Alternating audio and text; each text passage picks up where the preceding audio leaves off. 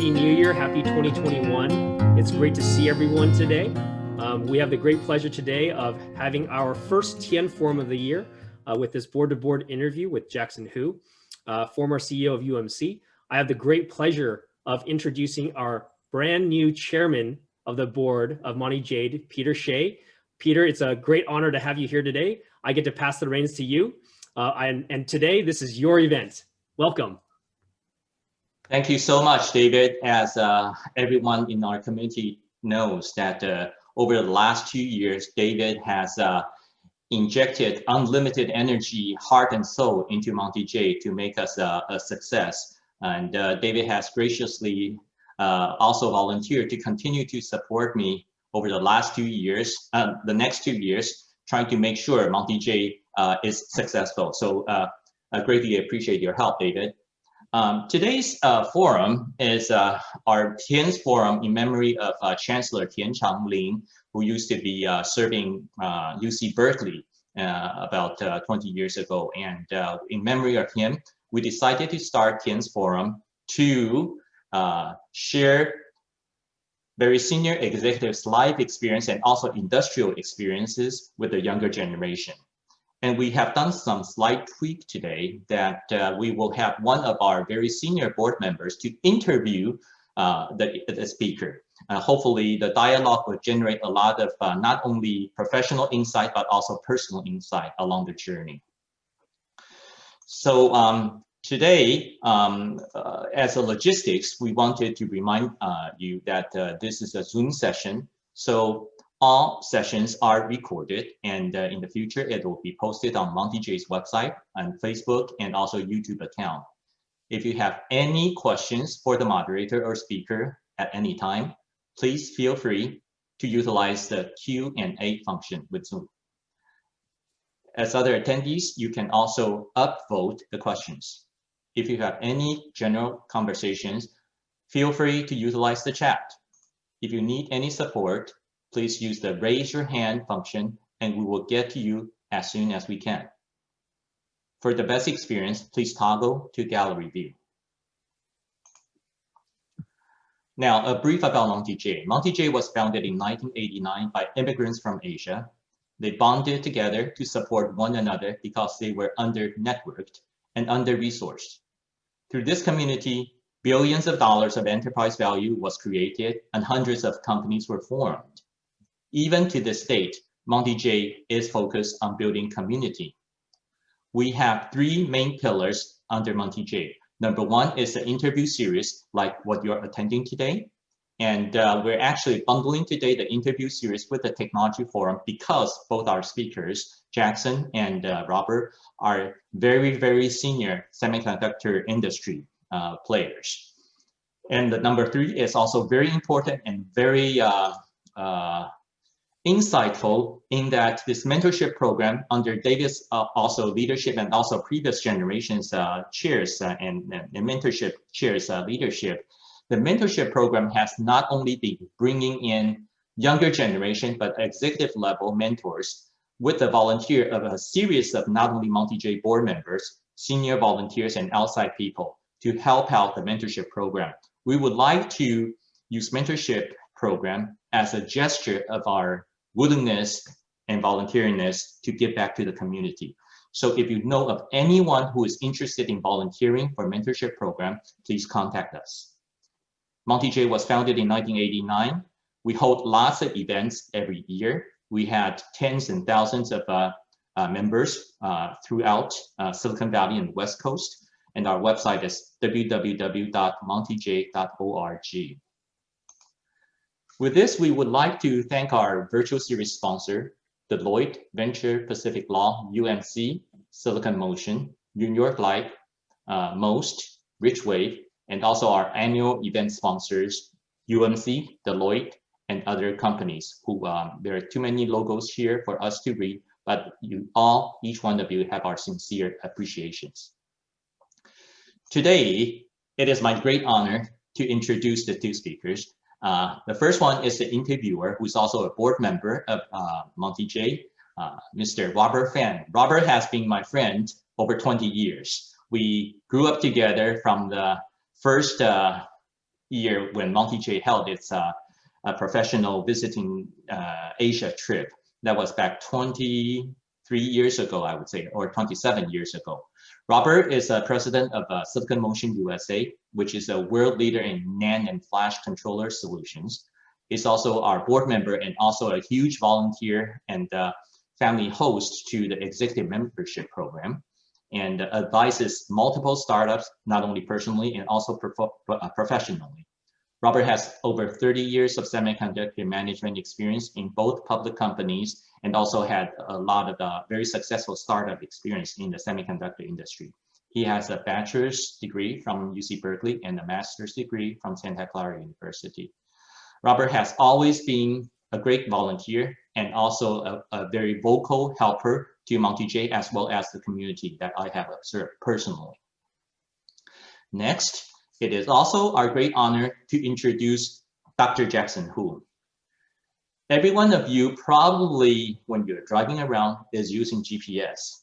And you know which company was a pioneer to make this a reality? That was SiRF. Jackson is a founder and CEO of SiRF. And this company is breaking the rule for everyone to have access to pure navigation. If you are as old as I am or about the same age or even more senior than I am, you would remember when you're driving, having your spouse or friend taking a AAA map and trying to guide you. Okay, you have to hit stop here, turn right there. But SiRF totally changed the ballgame. And then Jackson also was a very successful turnaround CEO and founder for S3. He also later became CEO and chairman of UMC, which is world's leading foundry business, pioneered all the foundry business in semiconductor, and it also is what has shaped Taiwanese semiconductor industry today, one of the key contributors. Jackson is not only a veteran, but he's also personally actively involved in quantum computing. I personally am looking very much forward to Jackson and Robert's dialogue today. It is such a great honor to have you both. And Robert, I'll let you lead the rest of the conversation. Thank you. Thank you, Peter, and welcome everyone. Today, I'm very pleased and honored to interview Dr. Jackson Hu. Dr. Hu is an iconic leader in the semiconductor industry and whose career I've admired a lot throughout the years. Today's theme is Journey Through the Semiconductor Industry, Past, Present, and Post-COVID. We will first walk through Dr. Hu's career journey in the industry, and then we're going to talk about the state of the semiconductor industry, and then what it's going to look like from Dr. Hu's perspective after the COVID. So please save your Q's and A's to the end. Before I begin, I'd like to ask Helen to take a poll of the audience to understand the composition of your background. Helen, please.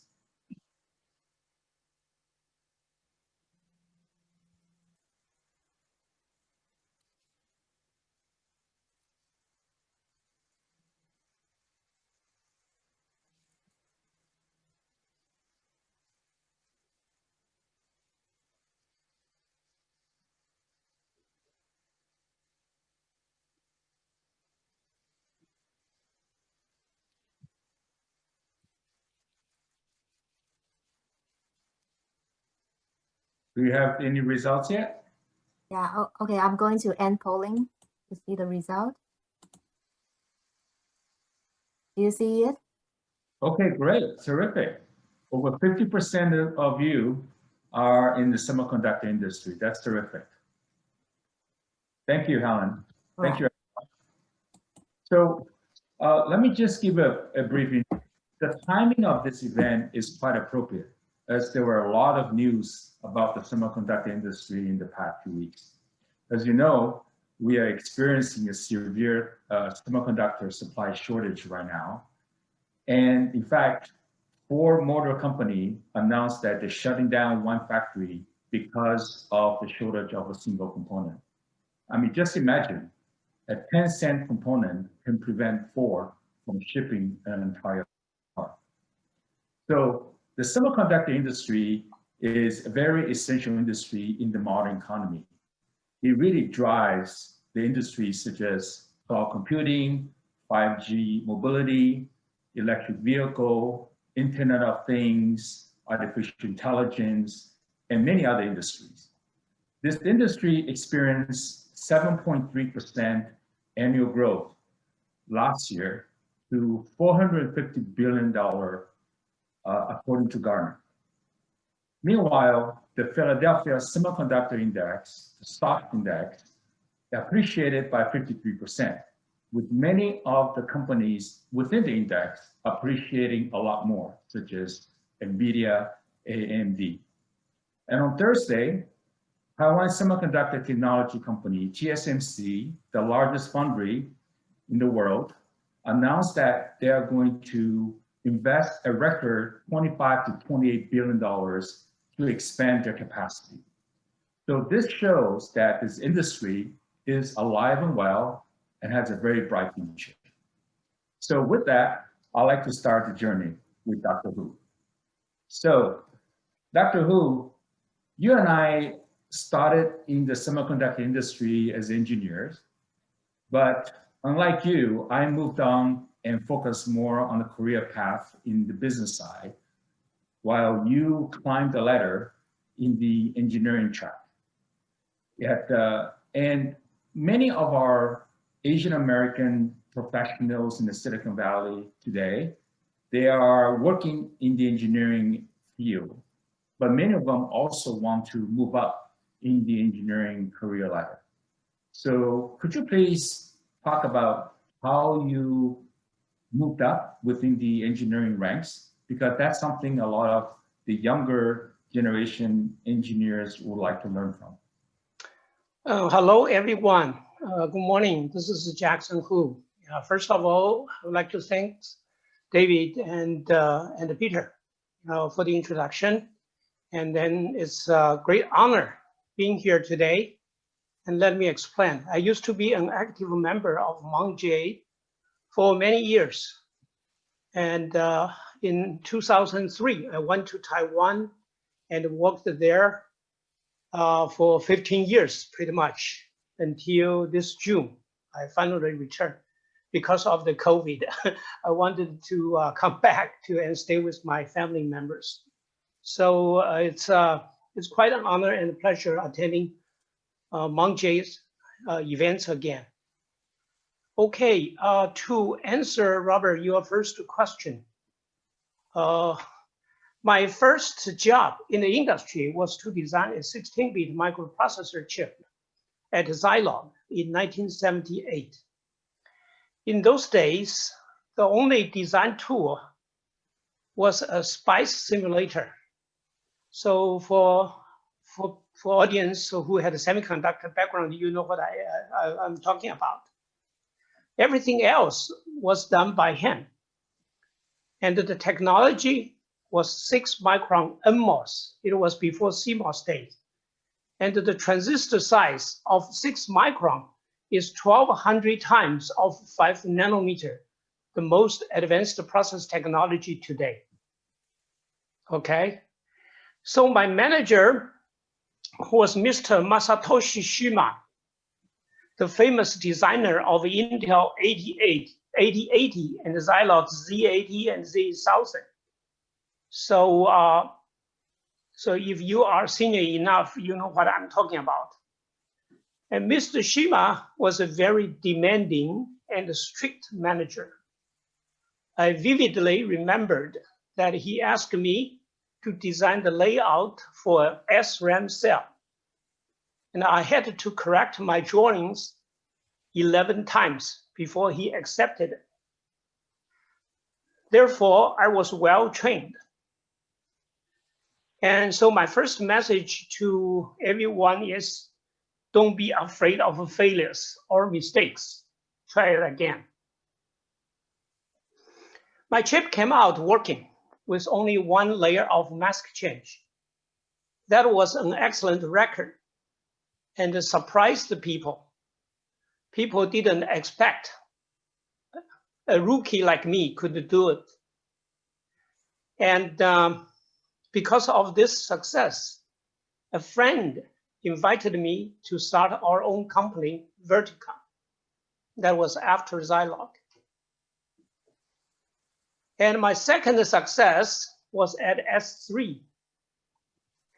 After the company laid off half of the employees and cut 16 out of 17 chips, my team made the GUI accelerator chip working after one spin. And our chip, 86C like 911, made the Windows 3.0 running 7 to 10 times faster than any other VGA solutions on a 286, 386, or 486 CPU. And the 15 chips after this went into production at the first silicon. So S3 became very successful. I moved up the corporate ladder and gradually carried more responsibilities on the managerial side. And in 15 years, I have been promoted from an engineer to manager, director, VP, and a senior VP. In my career, I started and joined 5 startup companies, 4 in Silicon Valley and 1 in Taiwan. So my message to young professionals is you need to first demonstrate your capability and establish your credit. Once done so, people will give you more responsibility, more opportunities, including investing in your own companies. So that's my answer to your question, Robert. Well, Dr. Hu, your answer brings back a lot of memory for myself, as I remember running SPICE simulations all night long when I was a young engineer, and crawling on the ground, going through a layout of doing opens and short text of a layout of a CMOS design. So that's definitely a very, very strong background that you have, and that I appreciate. Now, after you moved from S3 and became the CEO of SiRF, that must have been quite a transition from somebody with engineering background now transitioning to a role that encompasses not just engineering, but also a lot of other vectors, such as business, sales, marketing, operations. So how was that transition for you? Could you please share that with the audience? Well, thank you. When I first joined Zilog, the first company in my career, I noticed that there were very few Chinese managers in the company. So I asked myself, should I have some managerial training if I wanted to be a manager one day? So I started an MBA degree at the Santa Clara University. That helped me broaden my vision of corporate organization and operations. I could effectively communicate with people with different backgrounds, such as marketing, operation, manufacturing, etc. I could look at things from their angles. SiRF was focused in commercializing and miniaturizing GPS. So the CEO job required a solid technology background. But you don't have to study an MBA to lead a company. Among all the MBA courses I took, I feel marketing management and organization behavior benefited me the most. So maybe you can just start in these 2 areas. Furthermore, communication skills and presentation skills are very important, either as an individual contributor or as a manager. And you can gain these skills through training. And I remember in the older days, at Zilog, some of Chinese engineers, we complained that we know more than our colleagues, but somehow when we made presentation, we couldn't express fully of what we know. So that is a disadvantage from communication and presentation skills point of view. So, so I hope that you can gain some trainings in these areas. Yeah, thank you, Dr. Hu. I completely agree with you. And these are exactly the same advices I give to the mentees in the Monte Jade mentorship program. And in the end of 2002, after SiRF, you returned to Taiwan and ultimately became the CEO of UMC, the second largest foundry company in the world then. So I just imagine that maybe the challenge and the difficulties of making that decision of having a career developed in the United States and then moving back to Taiwan, that must have been a very challenging decision to make. I remember I was offered a CEO job at a company in China in 2007, and I talked to my wife, and I couldn't make that decision to go back and take that job then. But so I'm very interested in to learn what are some of the circumstances and how do you arrive at your decision to move your career from the Silicon Valley back to Taiwan at that time. Thank you, Robert. There was a personal reason that I returned to Taiwan. In 2002, my mother was 88 years old. I wanted to spend some time with her after living in the US for 30 years. If you have a chance to read my memoir, you would notice that my parents brought me up in a very difficult situation. Another reason was that I had a good business relationship with UMC. S3 used to be the largest customer of UMC, and the two companies formed a joint venture fab, USC. USC was very successful, and both companies enjoyed good financial returns. For these reasons, UMC management invited me to join. So therefore, I went back to Taiwan. I see. I think that makes sense of you being a customer of UMC and then taking the role as the CEO of UMC. I think that makes a lot of sense.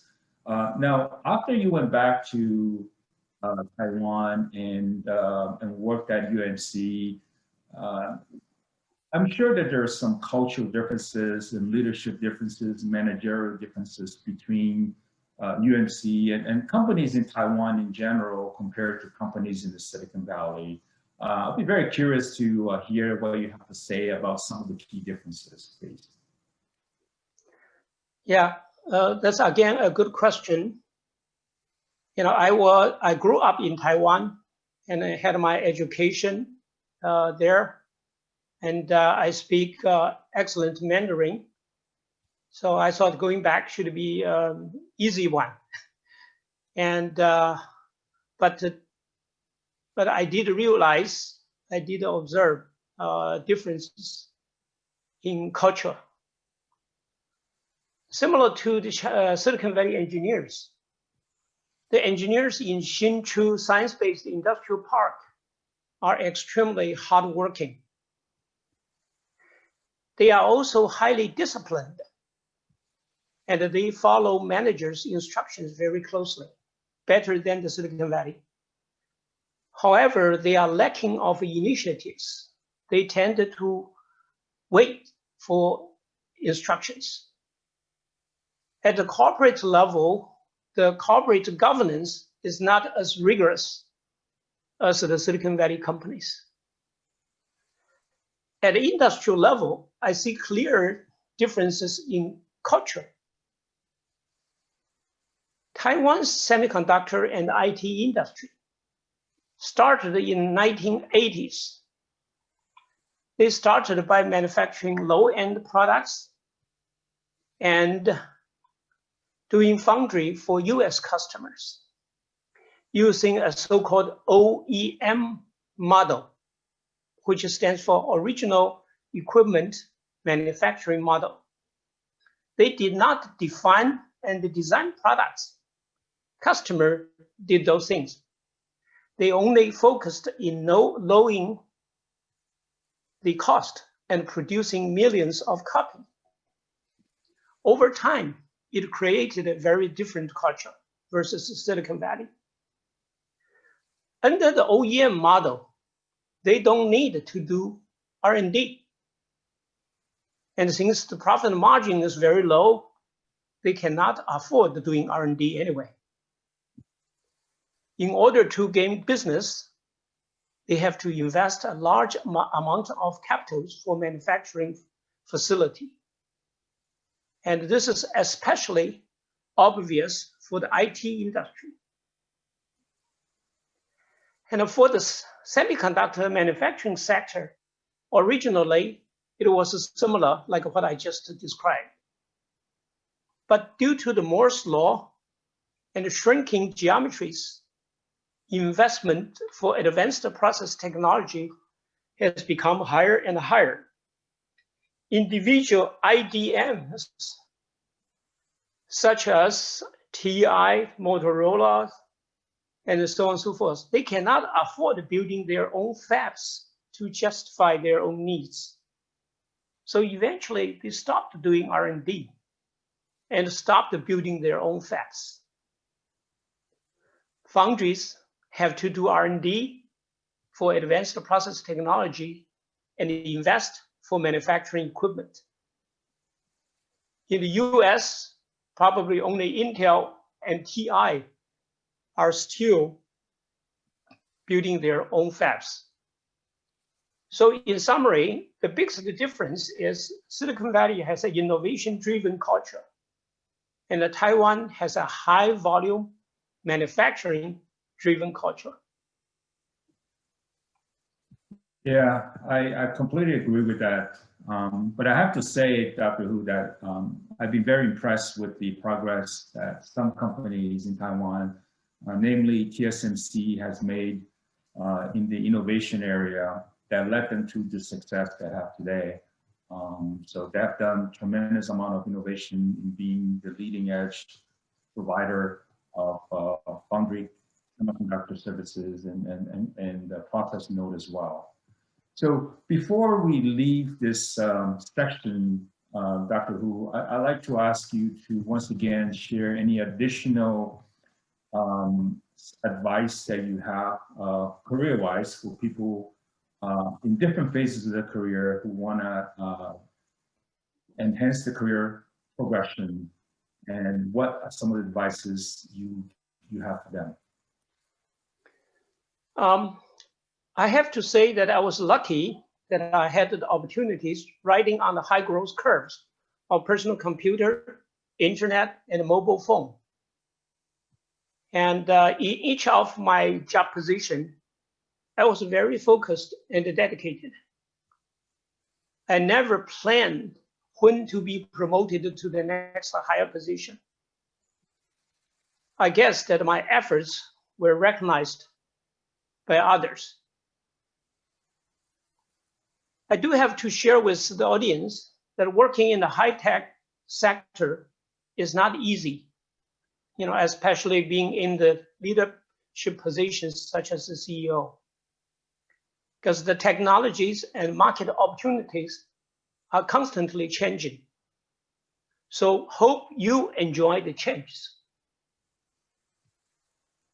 And the pressures due to competition, economies ups and downs, and the product life cycles can be overwhelming. So therefore, you should learn how to balance the pressure with your personal life. Yeah, thank you, Dr. Hu. I think those are excellent advice to anybody in any industry that you're working in. So let's pivot to the discussion on the semiconductor industry itself. So both you and I have been in the semiconductor industry for over 30 years. You started with MOS design, I started with CMOS design, so I guess I can claim that I came a little bit later after you, but both of us work in processor technologies and mobile communication technologies. So in fact, semiconductor industry has evolved and has really come a long way.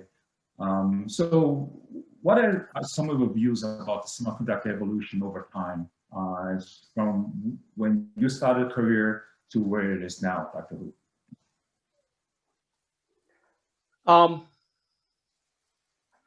Actually, a lot has happened since I started my career in 1978. And I pretty much watched some of the key milestones happen. You know, the semiconductor industry is a giant ecosystem, and we can review and analyze it from different angles. For example, from business model, supply chains, applications, and so on and so forth. When I first started, all the semiconductor companies were IDMs, and they pretty much did everything in-house, including design, manufacturing, packaging, and test, EDAs, etc. You know, Robert, you yourself worked in Intel before, right? Intel has a large CAD group internally, Right. even after Cadence and Synopsys, you know, offered CAD tools. But over time, the industry started to transform horizontally. That means there are dedicated companies for design, manufacturing, packaging, and test, EDA tools, equipment, and so on and so forth. This transformation was especially obvious and significant in the last 20 years. I think that the primary reason for the transformation is the economy of scale, or the need of economy of scale was the driving factor. While I was at UMC, I literally watched the IDMs started to become foundry customers and gradually closed their old fabs. And some of them eventually become fabless. Okay. And geographically, the industry also transformed. In the 1990s, Japanese companies were the leader in revenue. If you look at the ranking, top 10 ranking in the 1990s, 6 of them are Japanese companies, you know, such as NEC, Toshiba, Matsushita, Mitsubishi, and so on and so forth. And they did especially well in consumer products and memories. I personally used NEC, Toshiba, and Seiko as ASIC supply, and they were good. They were good suppliers. And I think Japan's consensus decision-making culture eventually made its companies uncompetitive. They were too slow. Okay, and today Japan's presence among the top 15 IC companies, Toshiba is still there. Okay, all others, you know, are gone. However, Japan still has a strong presence in equipment and materials, especially materials. And now let's talk about Taiwan. In the early 1980s, when I received Christmas cards from Taiwan, I opened the card and it started to sing Jingle Bell for a couple of years. So Taiwanese company started by making low-end products. But gradually, they transformed into the foundry model. Today, Taiwan has become #1 in the foundry business for logic products. TSMC did especially well. And this has been a long journey for Taiwan. I have an analogy that Taiwan used to be a tiny player at the corner of the stage, performing stage. Now it has become a giant standing at the center of the stage. It is an amazing accomplishment if you look back. And Korean companies have replaced the Japanese vendors and become dominant in memory products. And Samsung also focuses at high-end foundry business. And its semiconductor revenue, Samsung's semiconductor revenue is the second largest worldwide, only behind Intel. So that's a quick summary. Yeah. Wow, that's quite a summary. And speaking about the origin of the semiconductor industry back then, I remember my first job out of college was with Data General Semiconductor, which a lot of young people don't know anymore. But I was a designer in the company. I was a chip designer, and the company was in Sunnyvale, and we had the design team, the CAD team, and the fab team, and also we had a fab on site, all in one building. So that was before Cadence and Synopsys and the whole foundry industry came about. So I remember when we all vertically integrated, as you said. So Dr. Hu, you cover a lot about Japan, Korea. So let's talk about China. I mean, China now is a big player in the semiconductor industry. I think before this restrictions imposed by Trump, Huawei Huawei was consuming 22% of TSMC's capacity. Is down now because of the restrictions. Now, China is entering what they call the 14 5-year plan, spanning from 2021 to 2025 towards semiconductor self-sufficiency. So what do you see the status of the China semiconductor industry today, and what do you feel is the outlook for the future? Yeah, I think everyone knows that China is importing more chips than oil. So it's spending more in importing chips than oil. And unfortunately, I think China's semiconductor industry, in my opinion, will have a bumpy road ahead. You mentioned about the restrictions to Huawei and the other companies. Indeed, the Trump administration's embargo policy for equipment, tools, technology is probably the most severe roadblock. On the manufacturing side, if Chinese fabs cannot purchase an EUV scanner machine, EUV stands for extreme ultraviolet, from ASML, then they cannot develop 7-nanometer process and beyond the technologies, 7-nanometer, 5-nanometer, and all smart geometries, then they cannot develop it. In other words, they will have to stay at the 10-nanometer, which they don't have today, or 14-nanometer for a long time until the embargo is lifted.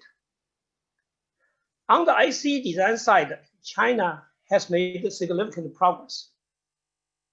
When I was the CEO of UMC, I visited Huawei's design subsidiary, HiSilicon, in Shenzhen a couple of times. At that time, it was a startup working on low-end IC products.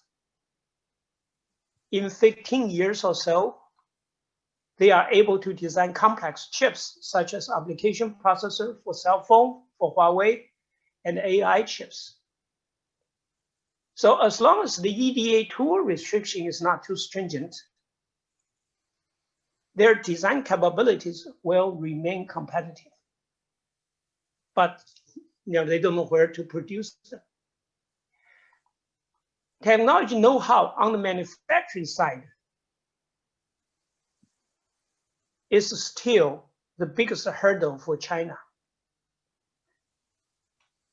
Historically, China has a slogan, internal saying, one generation of technologies needs one generation of equipment. So they put a lot of emphasis on equipment, but that's not enough. The technology skills, manufacturing technology skills is very important. Today, the technology details at high end are so complex that one or two experts are not adequate to change the situation. Each of the key manufacturing modules, including etching, implantation, lithography, and deposition, takes a team to do it. And the know-hows are divided into many small pieces. Unless you have access to the detailed IP files, it's impossible to copy competitors' know-how. And without strong R&D skills and accrued experiences, it's impossible to learn quickly.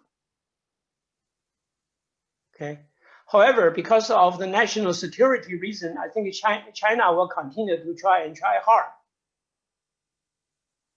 Yeah, you know, I recently made a joke with a group of friends in the semiconductor industry. So even if we put TSMC's chairman to SMIC, he will need several years to develop a team and to grow the technology. So hopefully that answers your question. Yeah, that's very insightful, Dr. Hu. So I'd like to go back to Taiwan for a moment because in the current situation of severe semiconductor shortage, Taiwan plays a pivotal role, not only in the foundry capacity shortage, but also in the role that the OSATs, the package assembly and the back-end testing companies in Taiwan also contributing to that shortage as well. So clearly Taiwan has become a very integral part and very crucial part of the semiconductor supply chain.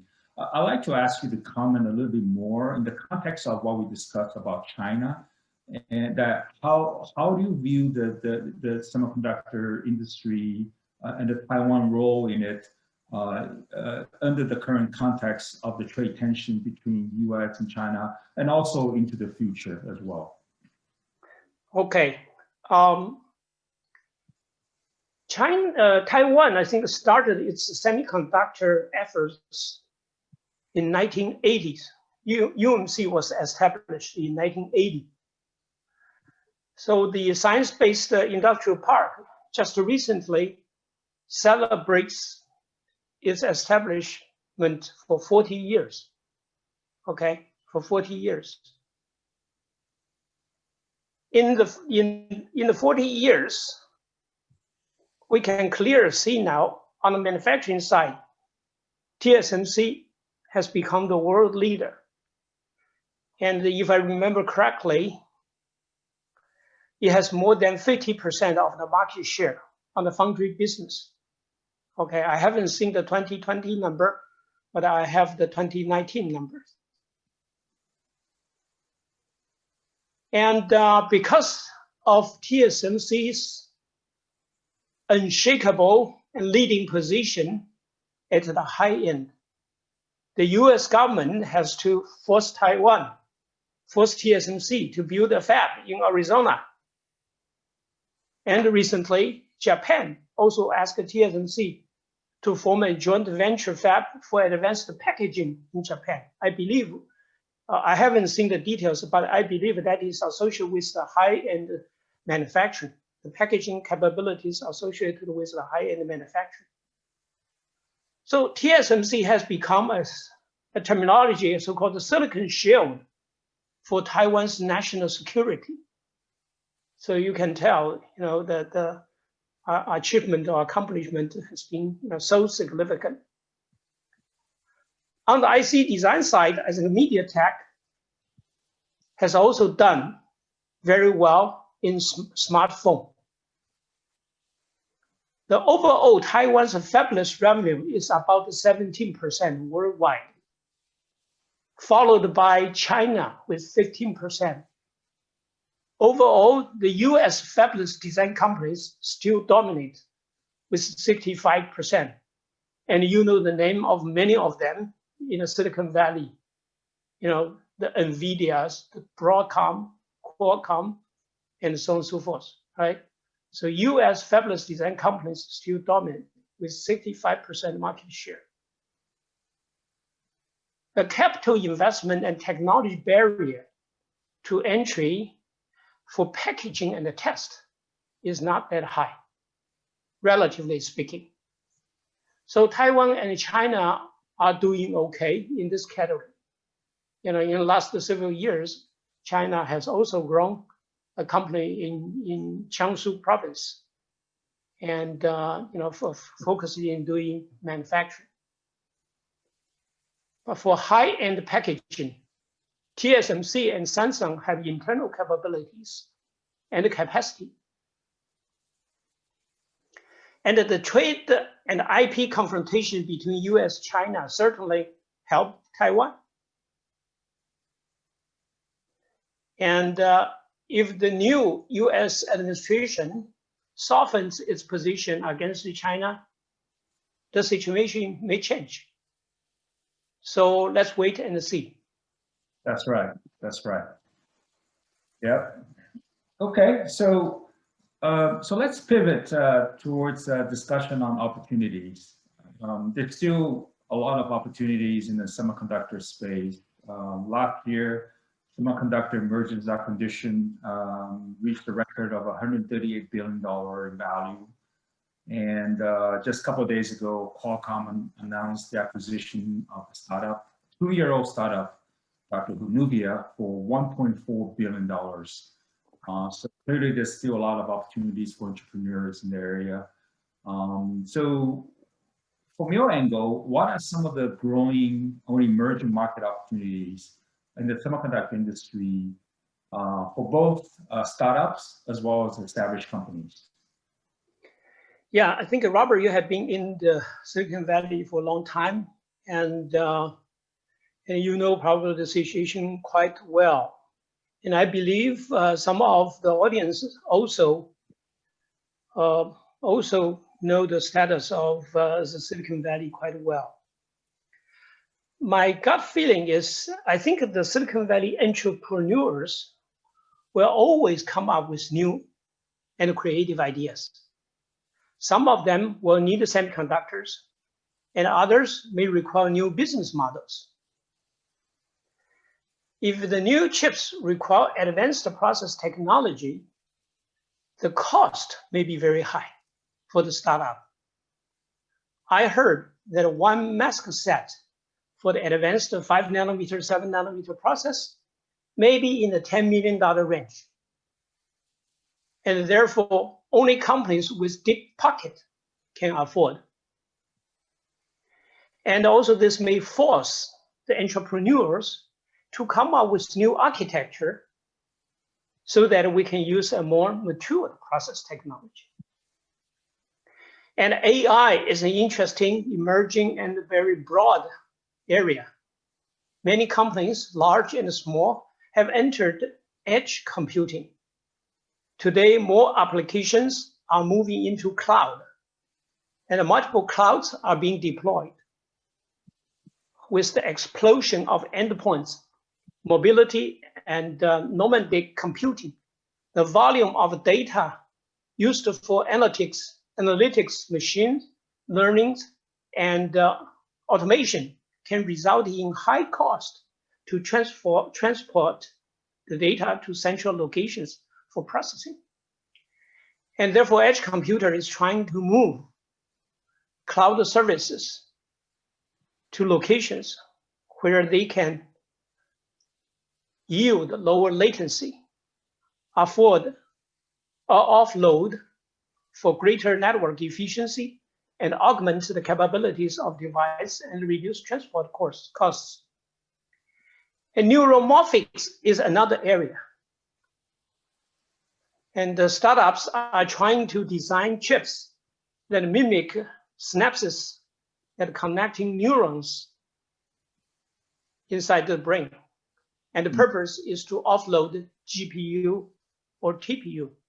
Now, those are the examples that Silicon Valley entrepreneurs are exploring.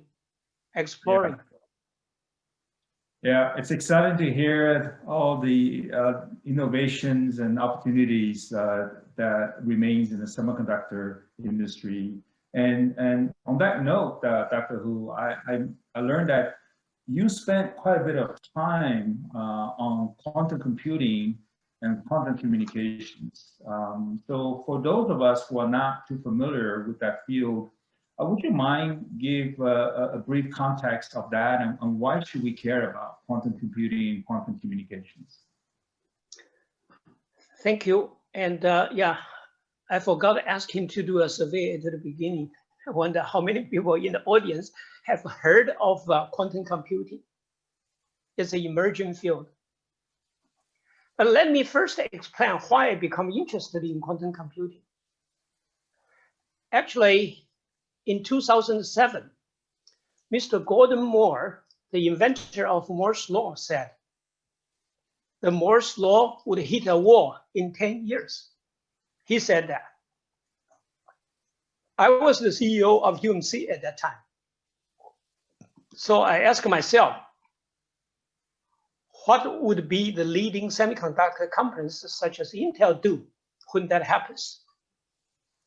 And very soon, I noticed that Intel has doing researches on quantum computing.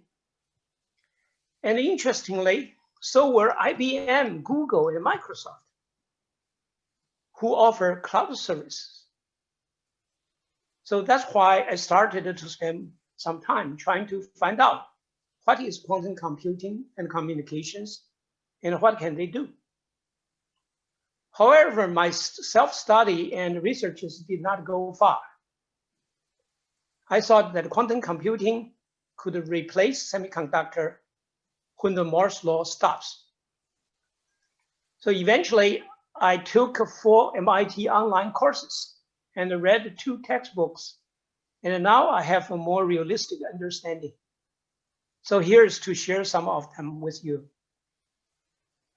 Compared with classical computing, quantum computation is built on fundamentally different paradigm. In a classical computer, we use a bit to represent 0 and 1. In quantum computer, we use a qubit, which can have a value 0, 1, or combinations of 0 and 1, the so-called superposition state. This superposition state offers parallelism and interference properties that make calculations much faster in many cases. Quantum computer can solve some very difficult problems that the classical computers can never solve. For example, to crack the RSA algorithm, which is used extensively today as the encryption scheme in classical computer. In order to crack this algorithm, a classical computer may take years and years, and whereas a quantum computer may do it in a few minutes or a few seconds. And there are other examples with quantum computers that can demonstrate exponential advantage in speed over the classical computers. For example, simulating an atom structure for drug development, and to solve a linear algebra, a matrix conversion problem. Any problem that has exponential complexity may benefit from quantum computer. And today, I don't think we have time to address this topic in detail today. And I do suggest that you start to spend some attention to this emerging field. There are silicon companies in the Valley that are working on quantum computer. Just recently, a company called SiQuantum, which was originally a UK company, and they moved to Berkeley, okay, for doing quantum computer using photons. Okay, if that one is successful, it will have very, very significant implication because it doesn't have to operate, at a very low temperature. It can operate near room temperature. My understanding is the fundamental theories of quantum computer in physics and math are already complete.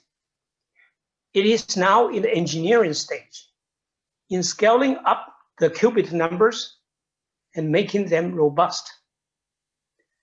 And to our young friends, quantum computer could be a new career path for you in the future. Yeah, that's exciting. And I know that Intel also has an initiative on quantum computing as well.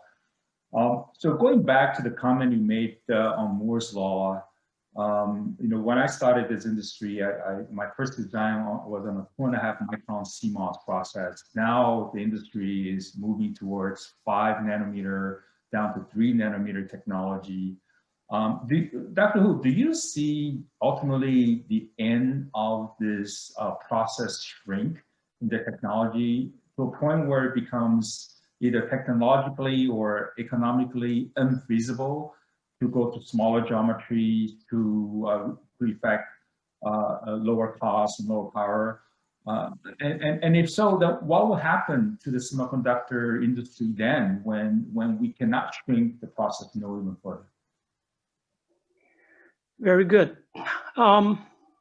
Today, TSMC is manufacturing for 5 nanometer. And according to the Moore's law, it will go down to 3 nanometer 2 years from now, and then to 2 nanometer 2 years from then. Okay, so it's every 2 years. And as far as I understand, TSMC has successfully developed 2 nanometer. Okay, so not only 3 nanometer, they have successfully developed 2 nanometer. But what will it be after 2 nanometer is unknown. I hope there will be new materials or new scanners that can continue to shrink. But if one day when the Moore's law holds, we cannot continue to reduce the geometry of transistors every 2 years, it is quite possible that the investor will lose interest in the semiconductor sector and to start to divest into other sectors. Price for any high-tech stock is usually determined by its earnings per share and future growth potential. If there exists no technology difference among competitors' products, their stock price will be affected, I think. I can foresee that the number of companies at high end will only be a few. TSMC and Samsung will be there. China, for the sake of its national security, will try to hang in there. And on the IC design side, Apple, Qualcomm, MediaTek will still be around. I have to point out that it does not mean ICs won't be needed anymore. It only means at the high end, the functionality, performance of products will be limited. It cannot shrink, reduce anymore. It may force people to come up with new ways to compete. And hopefully quantum computing can start to help at that time.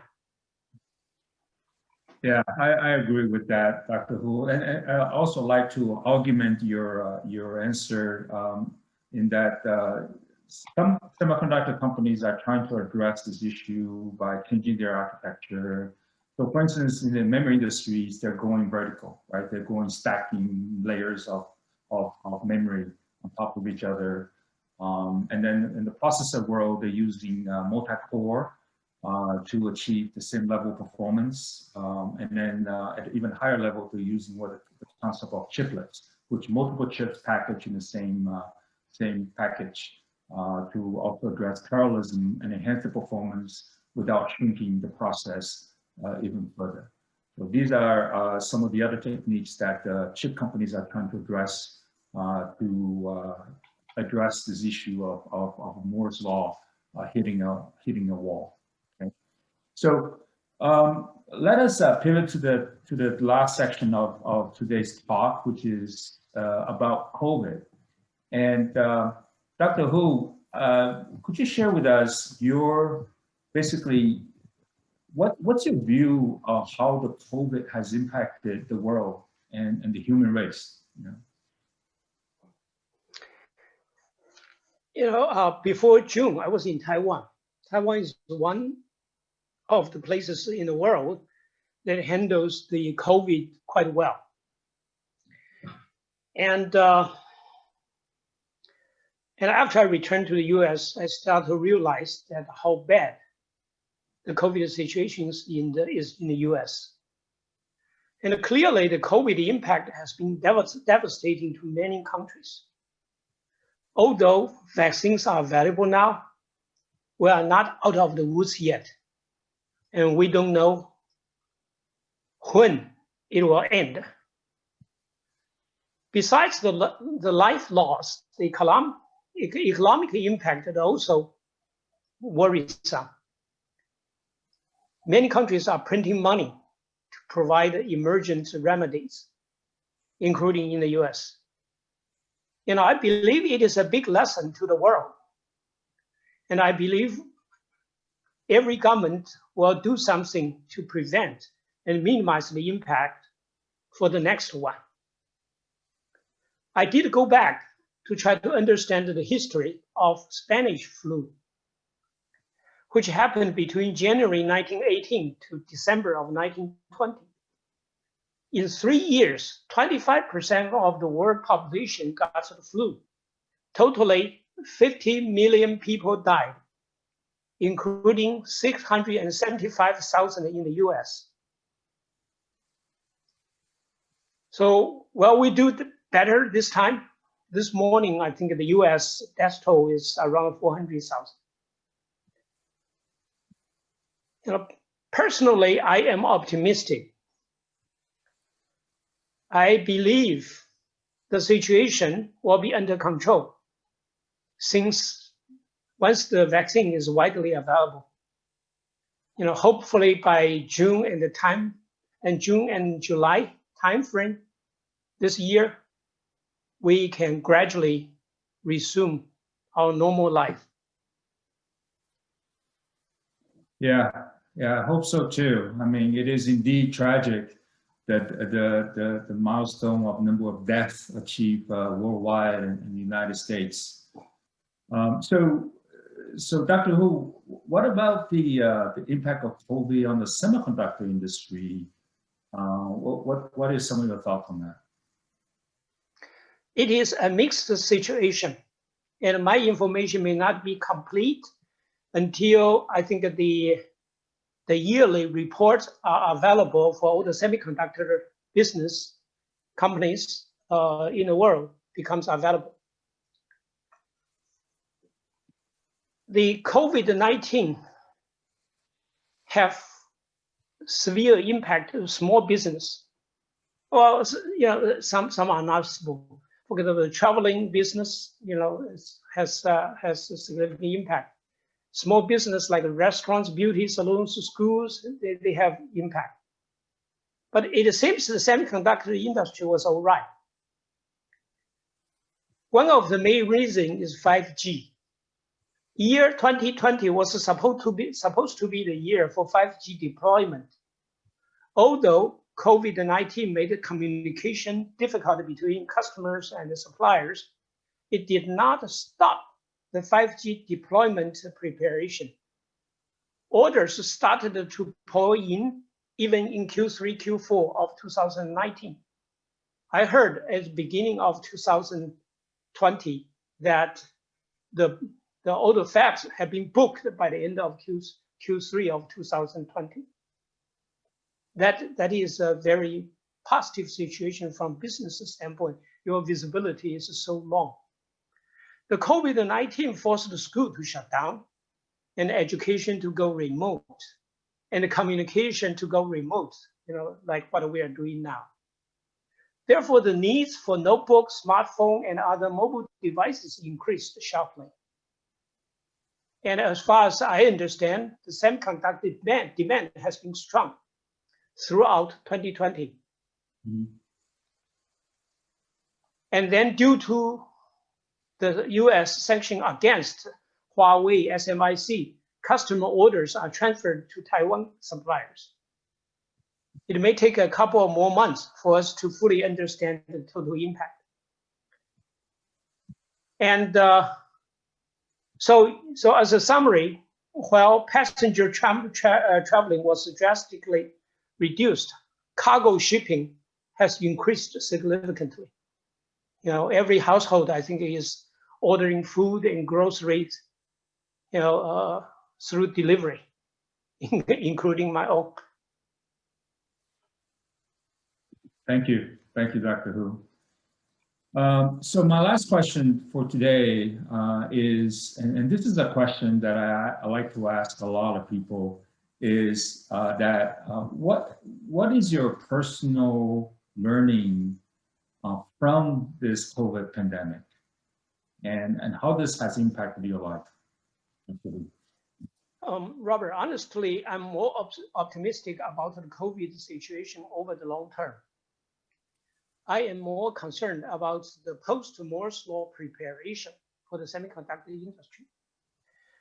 Let me try to ask a question. What will happen to Apple's iPhone when Moore's law stops? Apple used to be, and still is, the first company that embraces the next new node of process technology.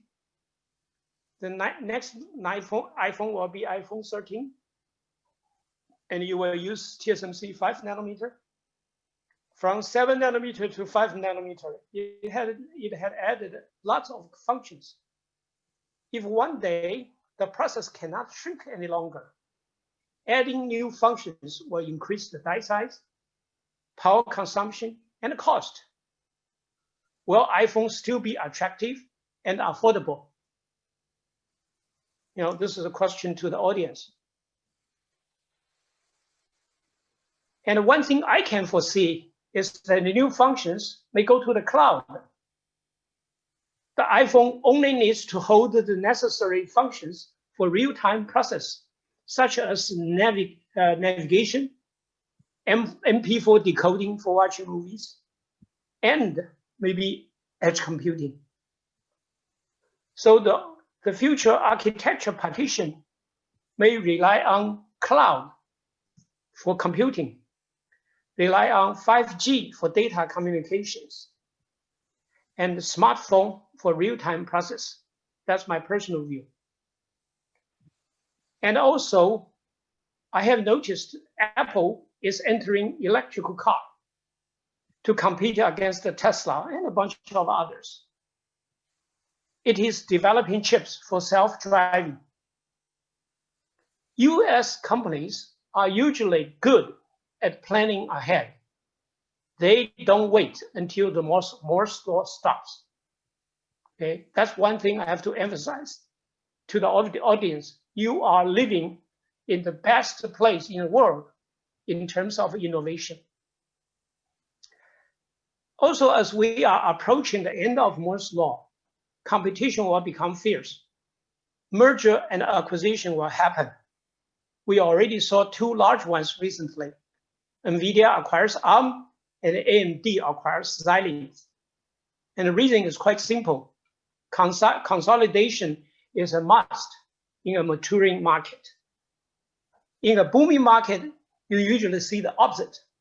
Many new startups will enter. So those are my answers.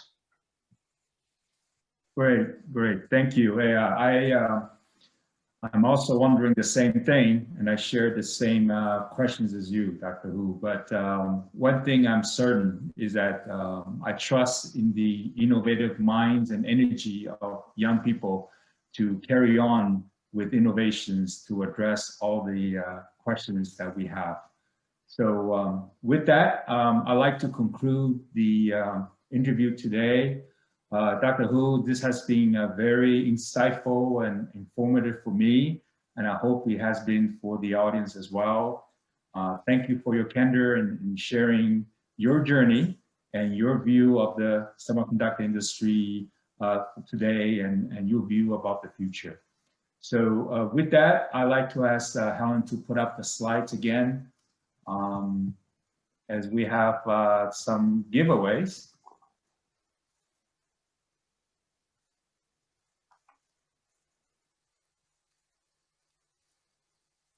Yes, Robert, we have some Q&A.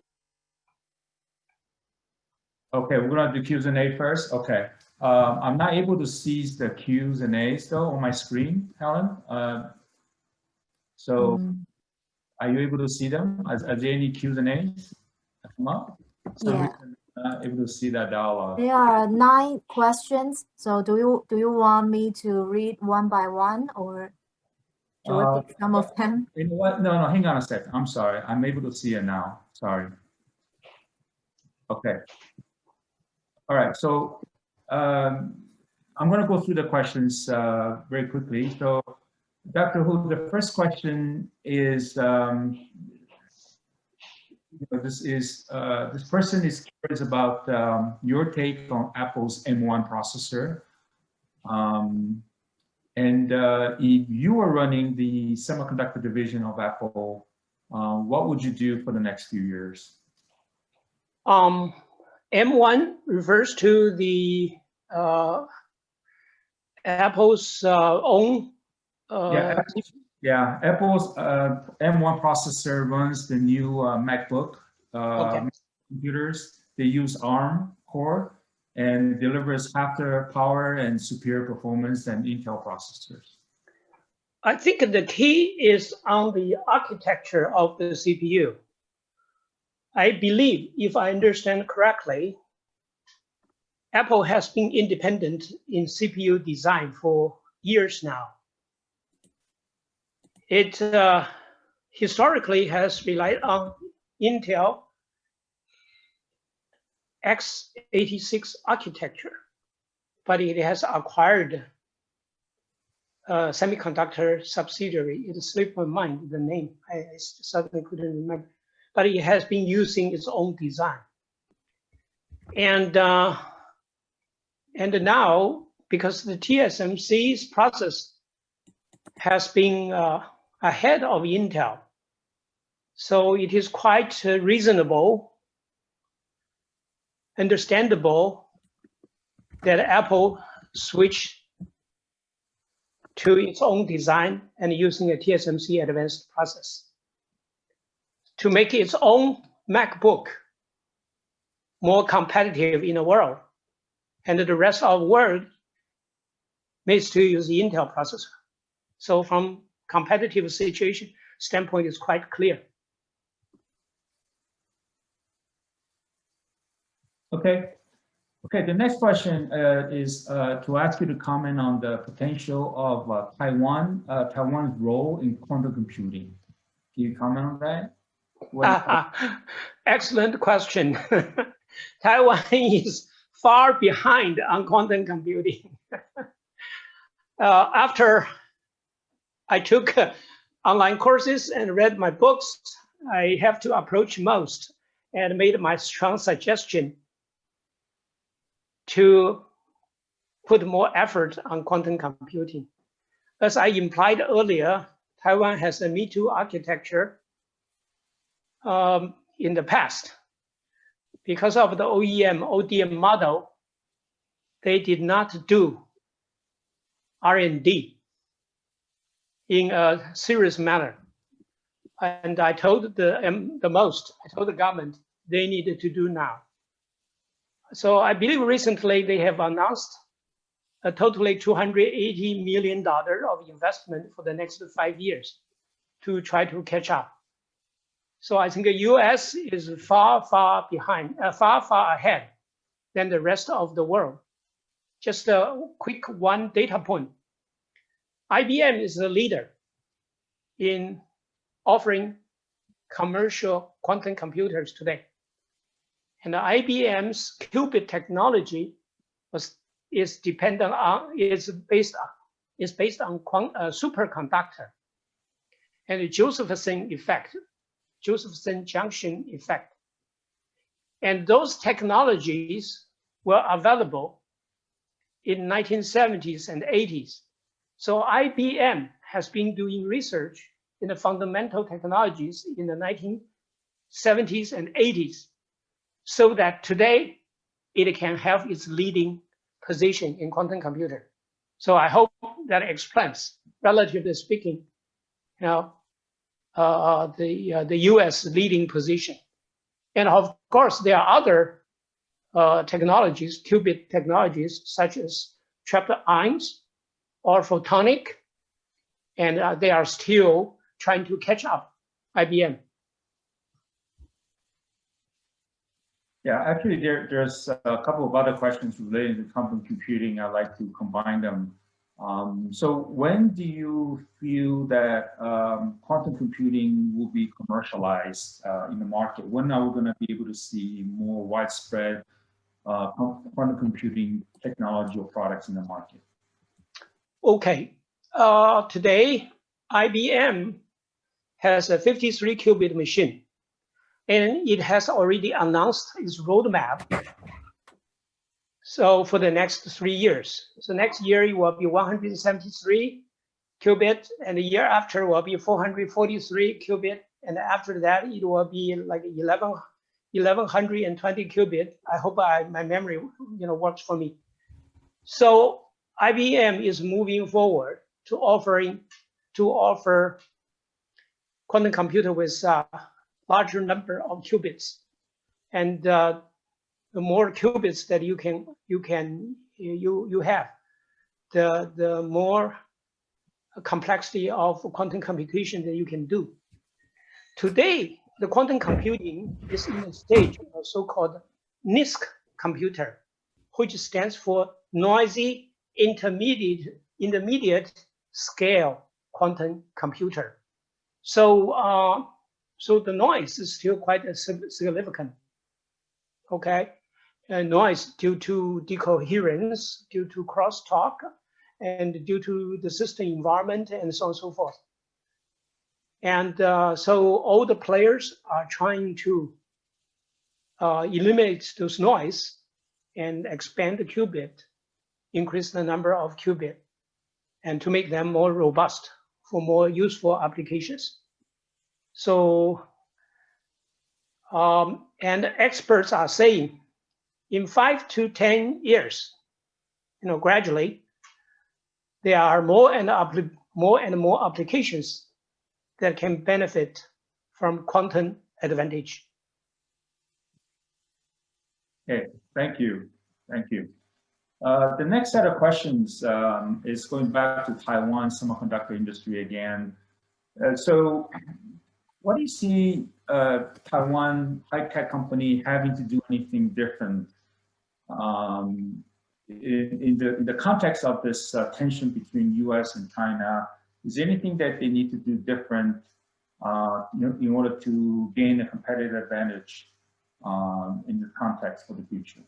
Yeah, Robert, sorry, I missed a few words. Please repeat it again. Oh, okay. So the question is that in this current environment of the tension between US and China, what do the Taiwan tech companies need to do differently to enhance their competitiveness for the future?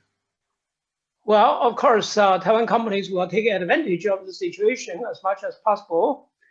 And honestly speaking, many Taiwanese companies are doing business with the Chinese companies. They are the suppliers to the Chinese system companies. So it's a competitive as well as cooperative situation. And my suggestion to the Taiwanese company and also to the Chinese companies is to improve its IP attitude, especially China, that it had to honor the IP rights of other US companies. And I heard that was one main reason that the US government, had this embargo, because the US company claimed that that you guys are stealing our technology, infringing our patents, and so on and so forth. I think this is one area that that Taiwan as well as China needed to spend more effort. I personally had experience. When I joined the UMC, I spent a lot of time in improving UMC's patent portfolios. And as a result, that UMC doesn't have to pay royalties to some of its competitors, without getting into the detail. That's what I can say. So that's the suggestion I have. Okay.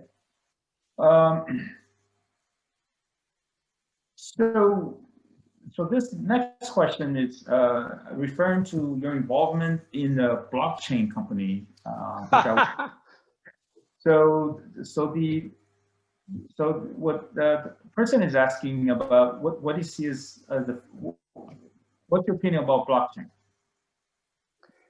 And blockchain is not part of the question, so I don't understand why. But anyway, since I asked, yes, I am a consultant for a European blockchain company. It's called Bitfury. I think it's public news, so not surprised. And I don't think we have time to talk about the blockchain, right? I believe that everyone in the audience must have some knowledge about the blockchain already.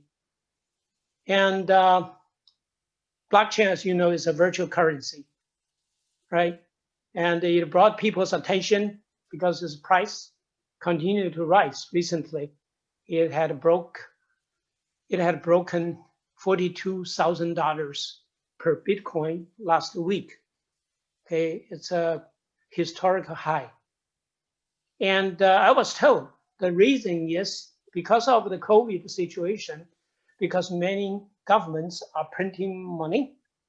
So the value of the so-called legal currency of various countries depreciate.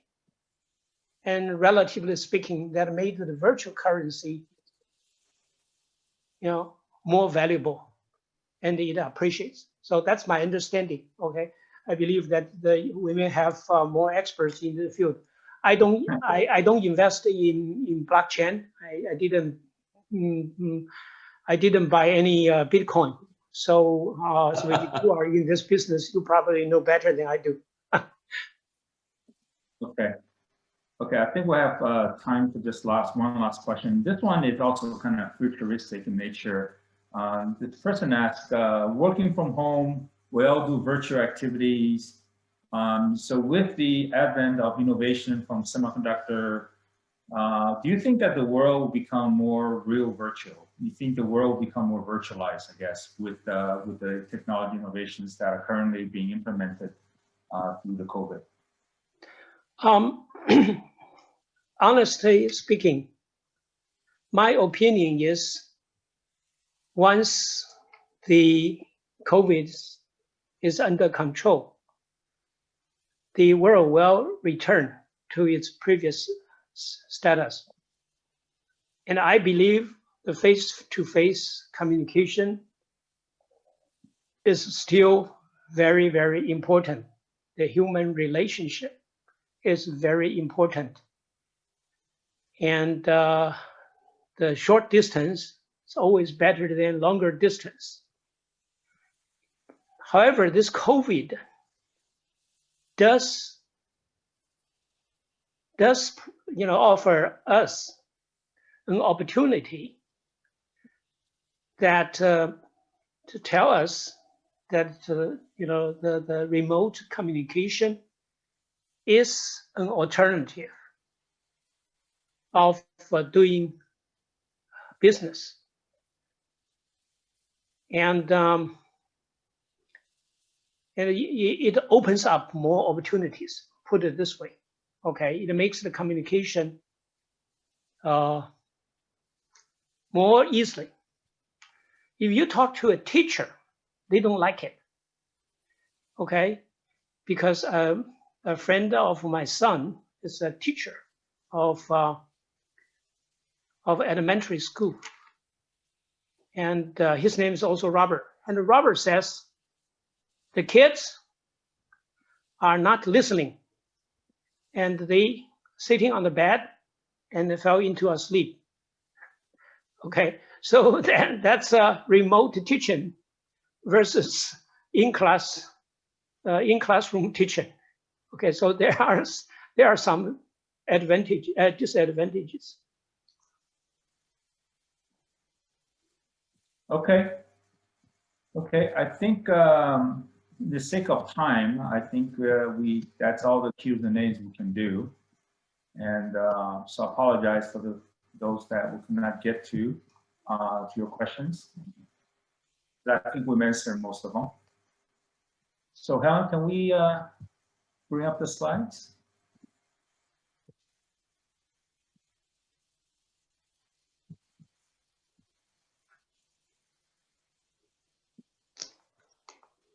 Okay. So to the audience, Dr. Hu has graciously volunteered to give I think 5 copies of his book to the attendees of this session. And it's going to be on the first come, first served basis. So if you want a copy, please email to Helen, and again, it will be a first come, first served. But Dr. Hu, would you mind saying a few words about the book? Okay, thank you. I wrote this book in 2016 after I stopped working. And then purpose is, there are 2 purposes. One is in memory of my parents. And the second one is to offer my experience to the younger generation. And the time that I grew up and working in industry may be very different from yours. And however, I believe some of the experiences probably will be common. For example, working in the Silicon Valley, in the American companies, in large companies, and you are a tiny screw, a Chinese engineer. So you may have very similar experiences that I had. So if you had a chance to read it, hopefully it provides you some references. So those are my purpose. Okay, terrific. Needless to say, you have to know how to read Chinese to read that book. Yeah, and if you have other questions, you can send them to Monte Jade and they can forward to me. I can help answer. Because only thing I have a lot today is time. Okay. So I see some dialogue here about Q&As. Are we suggesting to continue with the Q&A, Peter, or should we wrap up? I think, thank you, Robert and Jackson. I think for the sake of time, we probably need to wrap up. If audiences do have questions that they needed answered, we thank Dr. Jackson Hu's saying just now that he would be happy to answer them Please also, if you have questions from the audiences, email them to helen.montejade@gmail.com. Thank you. Robert, Okay. back to you. Okay, so Helen, next slide, please. So, Dr. Hu, on behalf of Monte Jade, we really appreciate your time spent with us and giving us your insights. So we'd like to give you the certificate of appreciation virtually. We really wish we will be able to hand it to you live, but unfortunately, we have to give it to you virtually. So here's a certificate that will be sent to you as well. So thank you so much for your time. Well, it's quite an honor receiving it. Thank you very much. And do send me a copy so that I can print it and hang in my study room. We will for sure do that. I will personally deliver that to you, Dr. Hu. Thank you very thank much. you. Yeah. Okay, a couple more slides. Peter covered this already in his introduction, but let me also give a plug for the Monte Jade Mentorship Program.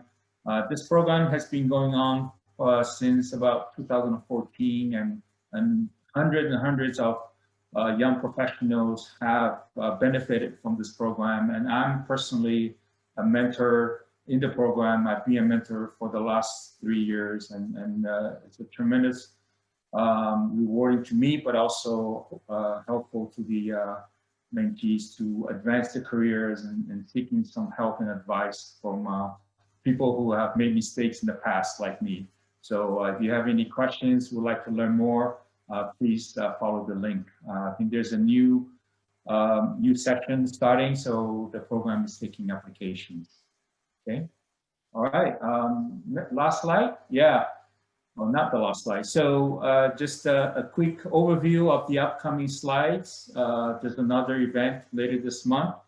Talk about the economic outlook for 2021. That should be really interesting.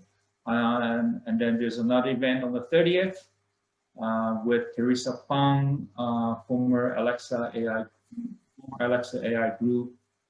And then February 13th, there is an event with Julian Chu from Google. And then on the 21st of February, there's a special forum. And then followed by a mentorship program on March the 13th. Okay, so a lot of this information will be on the Monte Jade website, and also there will be on the newsletter that are sent out regularly. Okay, last slide again. Want to thank the sponsors for this virtual series, and also sponsors from Monte Jade organization for all the support and to make this type of programs possible. So thank you very much. So with that, I'd like to conclude the session today. I want to thank Dr. Hu, I want to thank the organizers, and also want to thank all of you who participated and who asked the questions. Hope you guys have a great weekend and be safe and healthy. Thank you. Yeah, thanks to everyone.